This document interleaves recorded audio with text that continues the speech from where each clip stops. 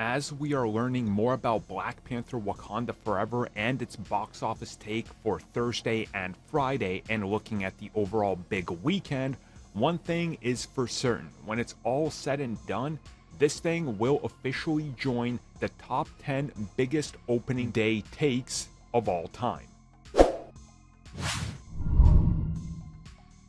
So currently, when it comes to the top 10 opening box office days of all time, which of course is Friday, which includes the Thursday night previews, the list is pretty much dominated by Disney and Marvel, which isn't really surprising.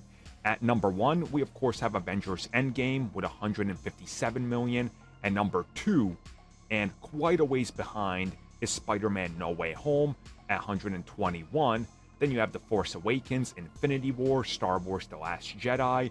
Then finally, you get something different, which is Harry Potter and the Deathly Hallows Part 2 at 91. Number 7 is Doctor Strange and the Multiverse of Madness with 90. Then, right below that, you have Star Wars The Rise of Skywalker with 89. And at number 9, you have officially Age of Ultron, which at that time made 84. And below that is Jurassic World. So officially, Jurassic World has been knocked out by Black Panther Wakanda Forever, which now sits at number 9, right below Star Wars The Rise of Skywalker and right above Age of Ultron.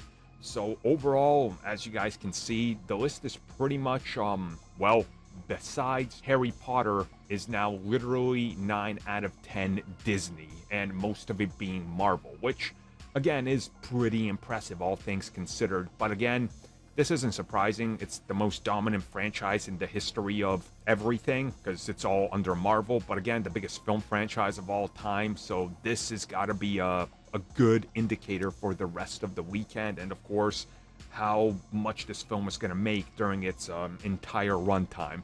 Now again, we're going to have to talk more about what are the chances of the $1 billion, because I know everybody's going to be looking at that one, considering that, you know, that's kind of what people aim at for success now, for whatever reason, even though that's not a measurement of success by any means. You don't have to hit $1 billion to be successful. It just doesn't make sense to me, because by that logic, the Batman is a failure, even though it made a lot of box office profit.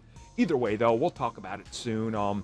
It's just pretty insane to see that this happened, considering that nobody expected that this would happen. So we'll talk more about this and in terms of where it lands on the bigger charts soon, once we get all the official numbers.